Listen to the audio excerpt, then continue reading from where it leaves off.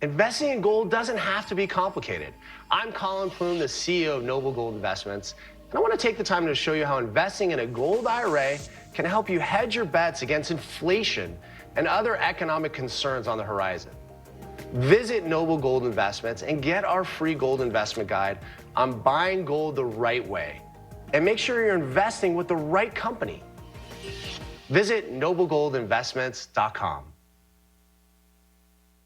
Good morning. I'm still reporting on the coup. Please remember to like, share, and subscribe below. Last night, I watched several reports on the corruption exposed this week by ongoing investigations by the U.S. House of Representatives into the corruption of Joe Biden and his son Hunter. Without doubt, NewsMax's Rob Schmitt, although leading off at the 7 p.m. hour Eastern Time, did by far the best job in summarizing what is a very complex case of corruption that involves the judicial branch of government being weaponized to protect the deep corruption of the executive branch of government headed by Joe Biden. Those who have followed this closely are calling it the worst case of corruption in the history of the United States. The highlight of this 12.5-minute Rob Schmitt piece is the 5-minute interview with Joe DeGenova, no doubt the best person to comment on this situation and suggest the only possible solution to it. Be sure to hang in there to see Joe DeGenova's solution. Rob Schmitt tonight. Today, the House Ways and Means Committee exposed allegations of maybe the biggest government scandal we have ever seen.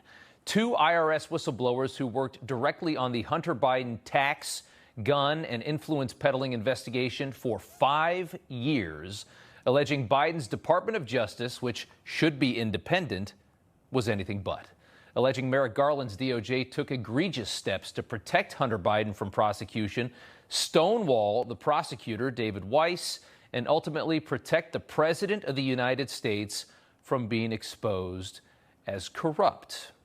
Now, this is a lot of information to lay out for you, but let's begin with today's press conference and Congressman Jason Smith laying out the details of these 2 whistleblower interviews.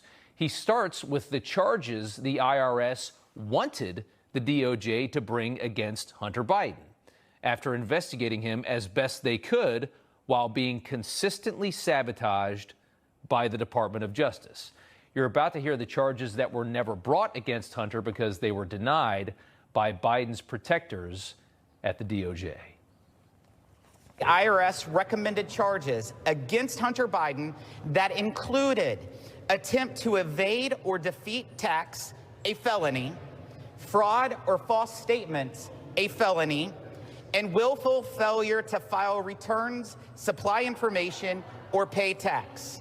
These tax crimes cover an estimated $2.2 million in unreported tax on global income streams to Mr. Biden and his associates from Ukraine, Romania, and China. Do those details sound like they would lead to a slap on the wrist like we saw? The 2 IRS whistleblowers who worked the case were interviewed for 14 hours by the House Ways and Means Committee. They say in total, Hunter and his associates took in $17.3 million in 5 years. Hunter personally got $8.3 million from China, Ukraine, and Romania over those same years, including $664,000 in cash from the Chinese, an $80,000 diamond, and a Porsche 911 sports car from China. So this is already the biggest political scandal the country has ever seen, and then you get to the tax stuff. The IRS whistleblowers say Hunter refused to pay taxes on all that dirty money, more than $2 million in taxes he did not pay. So think of the alleged crimes here: operating as a foreign agent, for one, influence peddling, evidence of his father taking massive bribes from adversarial countries, which alone is the biggest political scandal the country has ever seen. And then you finally get to tax evasion on all the corrupt money being brought in. And the DOJ swept it all under the rug, and the methods were jaw-dropping. Today, we learned the assistant U.S. Attorney General on the case, a woman named Leslie Wolf, was the Biden's key protector. Wolf's name appears constantly throughout this deposition. Leslie Wolf allegedly fought to prevent a search of a storage unit in Northern Virginia belonging to Hunter Biden. And when the IRS investigators finally went over her head to U.S. Attorney David Weiss, the whistleblowers say Wolf called Hunter's attorneys and warned them that a search was coming so they could clear out the unit. Leslie Wolf was also critical in protecting Joe Biden from bribery and corruption allegations and evidence. In a discussion about investigating that famous Hunter Biden email from the laptop, which said 10 held by H for the big guy, which everybody knows what that means, the whistleblowers from the IRS allege that Leslie Wolf stops in a meeting and says, "We're not asking. I don't want to ask about the big guy." And everyone in the room, they continue, except for the prosecutors, had a big problem with that. Leslie Wolf said this multiple times, according to the whistleblowers. "I don't want to talk about Dad. I don't want to talk about the big guy." It's peppered in through several pages of this very long testimony. And with that, you have a much better understanding of how all of this happened, how Hunter Biden got the slap on the wrist, how all of this evidence of influence peddling and corruption is just being ignored. You're getting a better picture of how fake all of this is, how politically corrupted all of this is. And it doesn't stop with Leslie Wolf. Evidently, Hunter's prosecutor, David Weiss, the Trump-appointed guy, tried to bring real charges to Hunter Biden in D.C. and California in 2022 and was denied by the DOJ. They just said no. Tried to do it in D.C., nah. California, nah. He then tried to go to the top, to Merrick Garland and to the top brass of the DOJ, because he said he needed special counsel status. He needed a way to get around all the corrupt partisans that we know exist, certainly at the D.C. office for the FBI and the DOJ. He wanted a way to find justice, and he needed special counsel status to do that. They said no. Which now makes this moment with Merrick Garland, sworn before Congress, much more interesting. The U.S. Attorney in Delaware has been advised that he has full authority to make those kind of referrals that you're talking about, or to bring cases in other jurisdictions if he feels it's necessary. And I will assure that if he does, he will be able to do that. So could that have been felony perjury by the Attorney General? We'll see. As recently as yesterday, Democrats were gloating that U.S. Attorney David Weiss was a Trump appointee and brought the charges against Hunter, and this is it. The media was bragging that all of this proves that Joe Biden, Hunter Biden, they're just so clean. This is how it sounded. Investigation was led by the U.S. Attorney for Delaware, David Weiss, who was appointed by? He was appointed by former President Donald Trump. David Weiss, the U.S. Attorney in Delaware who led the probe, was appointed by then President Trump. The probe was led by the U.S. Attorney for Delaware, David Weiss, who was, we should point out, appointed by former President Trump. So sad.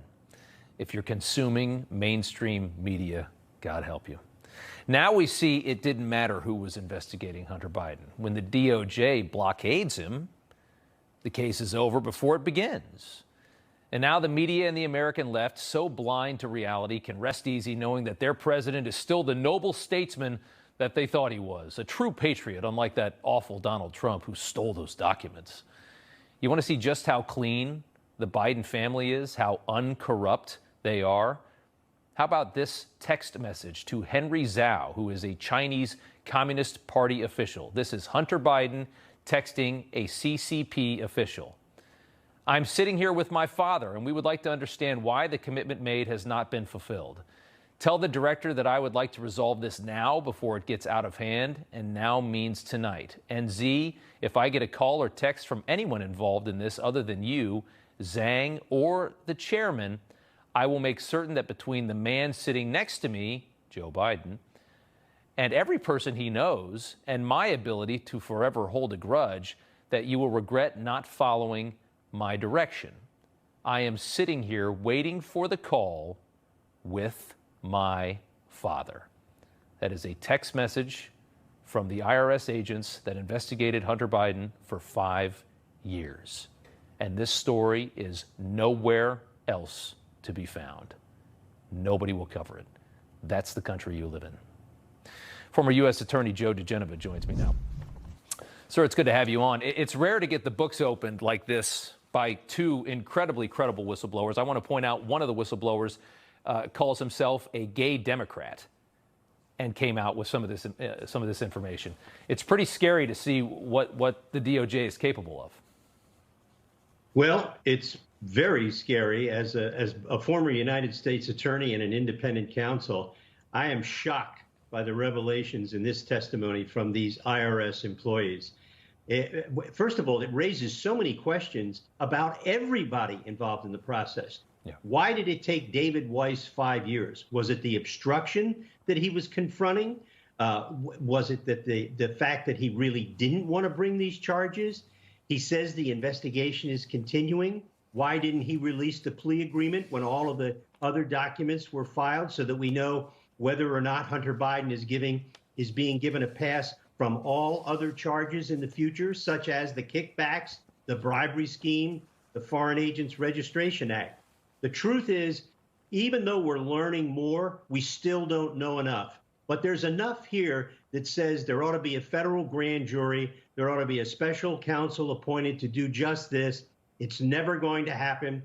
And the House of Representatives has to do whatever it can.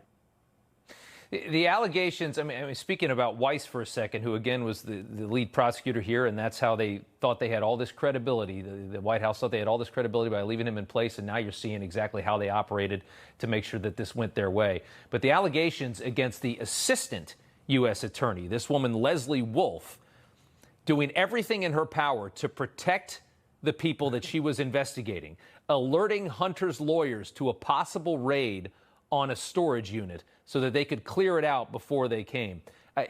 What do you do with a woman like this? She must be fired, and I would hope that it happens very soon. Well, if you're the United States Attorney, David Weiss, the special counsel, you would never tolerate that. And I assume that this information was known to him. If it wasn't, it means that he has no idea how to run an office. Remember, the Delaware U.S. Attorney's Office is not a big office. You know, this is Mississippi, 1964, a small U.S. Attorney's Office. There's no way in the world something like that happens where she gives those types of orders and he doesn't know about it. So he clearly didn't fire her. And now, assuming he has to believe this is true. And by the way, that's what they're going to say. They're going to deny that any of this is true from these IRS whistleblowers. That's how they're going to deal with this. Two people that were on the case. It's astonishing. The DOJ released a statement earlier this week claiming that they had fixed all of their partisan problems years ago. You saw that statement in advance of the testimony that we saw this week from Durham. That clearly hasn't happened. I want to know from you what needs to be done, because this country can't function if we don't have a real justice system. And it really can't function if we have no accountability for the people that run the country. Well, we have to have a new president, and it has to be a Republican. We have to have an attorney general who's going to really completely restructure the Justice Department, clean house. Christopher Wray has to be replaced. There's just no way in the world that any of the senior people in either the Justice Department or the FBI can continue in office. But that is going to require a new president. Right. The 2024 election is going to be one of the most important elections in the history of this country for the very reason that you've given. You're exactly right about that. And one final question. This Hunter plea deal is not a done deal yet. From my understanding, the judge still has to sign off on that. With all of these new allegations, is there a chance that this deal gets thrown out and this changes?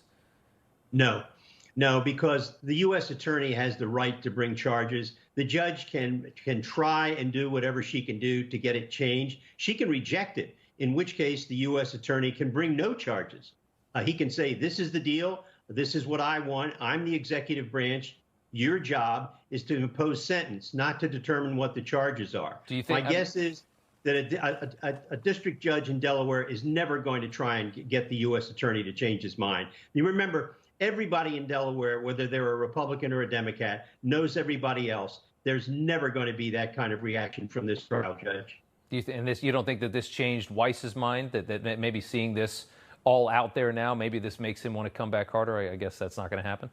No. I think David Weiss has been completely compromised by the situation. You never would have allowed any of this to happen. If all of this was happening to him, your duty was to resign, and to resign with a public statement. He's not going to change.